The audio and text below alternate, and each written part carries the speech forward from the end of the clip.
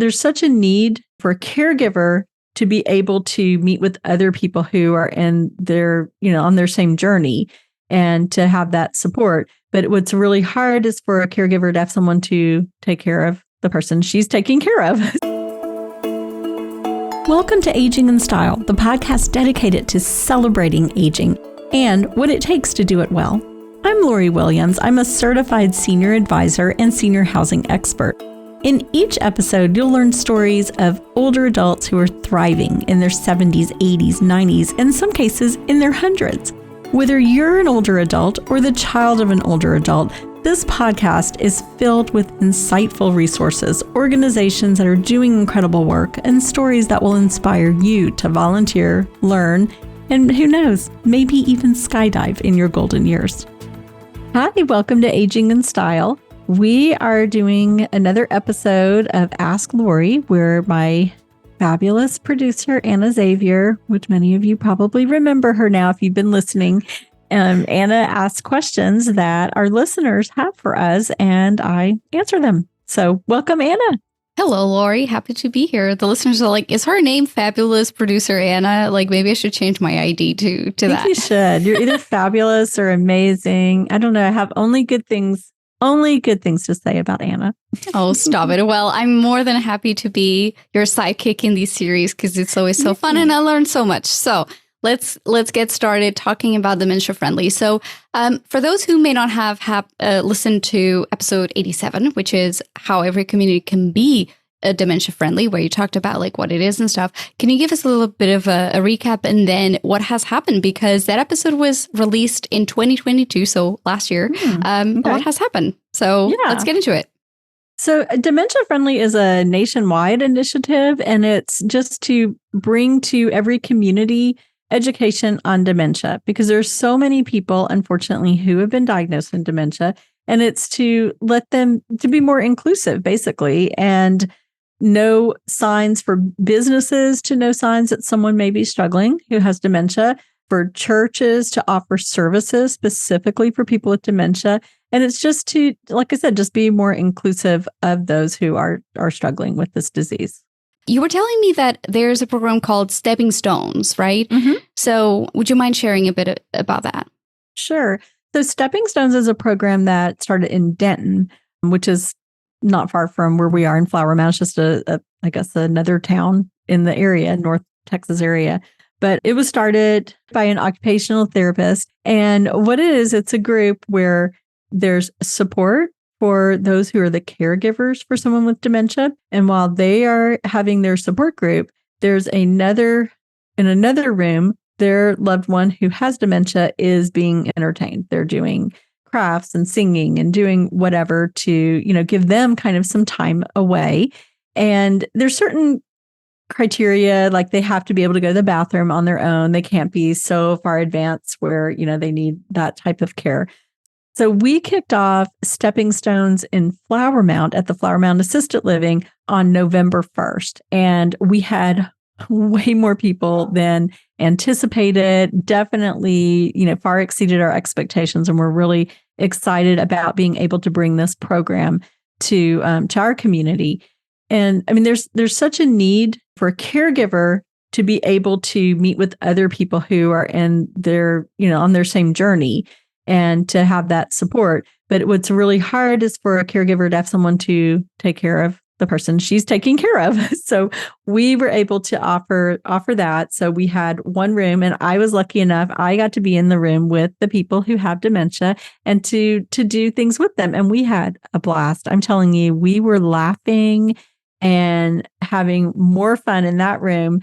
The caregivers, I think there was a lot of crying in there because people are expressing things, but we were the fun room. And that's what I was telling everyone. Like one lady was a little hesitant and we're like, oh no, we're a fun group. We're going to have a good time.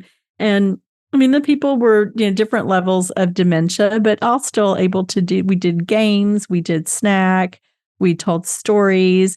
I mean, it was a lot of fun. That's amazing. And then especially knowing that you're in the same building, so in the same space, almost like maybe like 2 rooms apart or something. Yeah. But that's still like, it brings a lot of peace to the caregiver. I'm guessing that they're like, oh, they're just here and I'm here. I can be here and not feel guilty. That's amazing. Exactly. And they know that we are, we're taking good care of them. And if someone, like I had one lady had to go to the bathroom. So if that happens, we just go with them and but try not to, because we don't want them to think you're not independent, but we're not going to send them by themselves, and get lost in the building. So I just kind of stood outside and waited and made sure she got back to the room where we were. So, I mean, those are the kind of things that we're doing just to kind of gives the peace of mind. And what is the criteria for people who want to join the wait list or the? So they just need to call the RSVP, and it's at the Flower Mound Senior Center, and just get on the list. And they would just say, that they're coming, they're bringing their husband, wife, father, whoever it may be. And there was all different relationships. We've started off where it's going to be once a month, but we do have plans for it to go twice a month. I think it will end up because we had such a great turnout.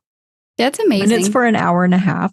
Okay, that's really cool. And I can imagine, especially as you've talked about caregiver guilt, and especially with the Alzheimer's Association, Megan shared really good tips and just so many resources. But to know that, one, you can go, and second, that you can go with your loved one and really make the most of connecting with other people who can help you and who are going through the same thing. That's just incredible. Exactly. I'm guessing that's free? Yes, it's absolutely free. Wonderful.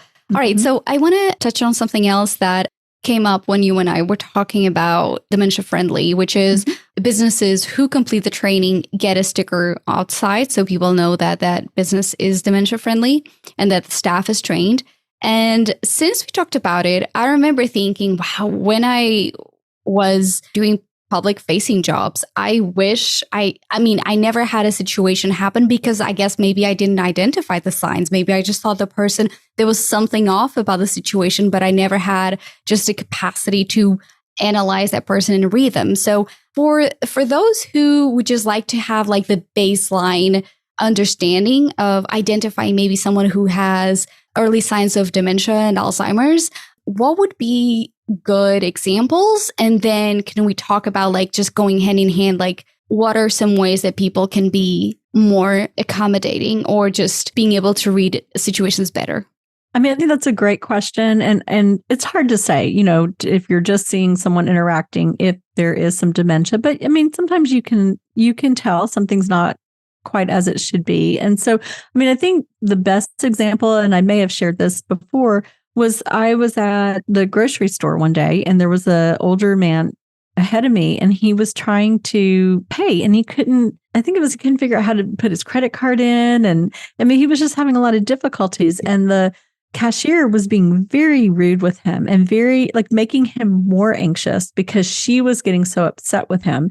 And I just stepped up and I just said, here, let me help you with that. And I said this, and I just said to him, this is hard for me to do. Sometimes I put it the wrong way, put it in for him. And he was so appreciative. But because I work with people who have dementia, I could tell he had the signs. But I think if you see someone, an older person who is struggling with something that, is unusual to be struggling with, maybe just to step up and be kind and not to, as that cashier was so frustrated with him, she was making it worse because she's talking fast and in an angry tone. That's only upsetting him more.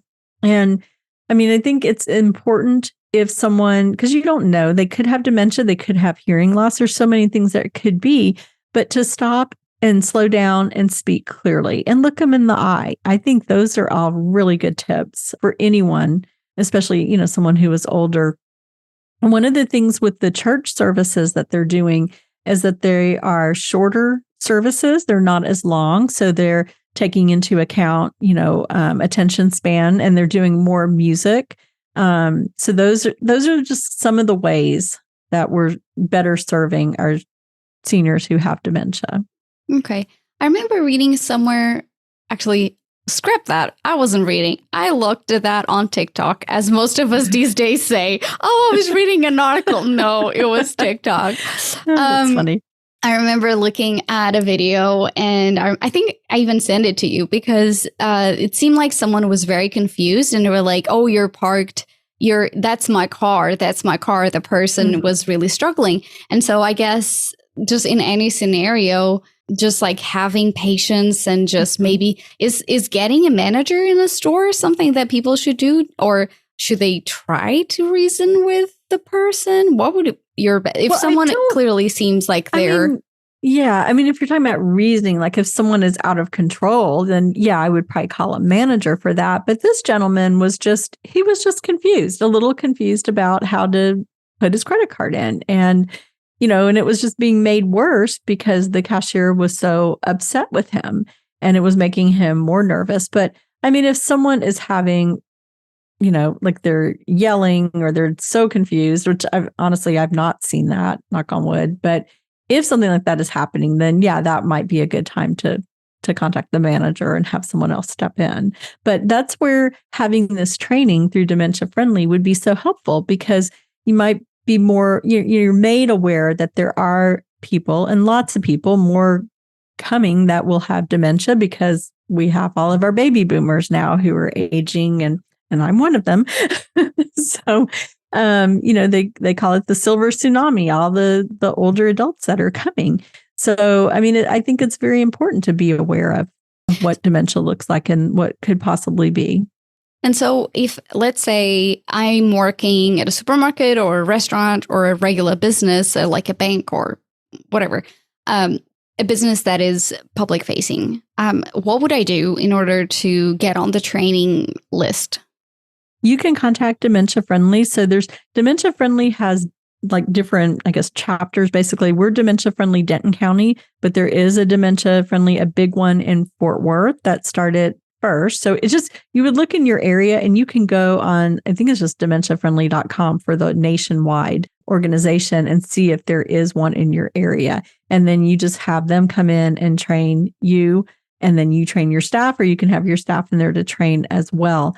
One thing you mentioned about banks, that's a really good one, because a lot of times it's important for them to be aware if, they're used to seeing Mr. Jones come in and do his normal withdrawal. Then one day, what if he comes in and he withdraws, $30,000? That might be a red flag, because there's unfortunately so many people with bad intentions out there. It could be someone trying to scam him. So, it's anything out of character, would be worth noting. So that's one way that banks and financial institutions are educated.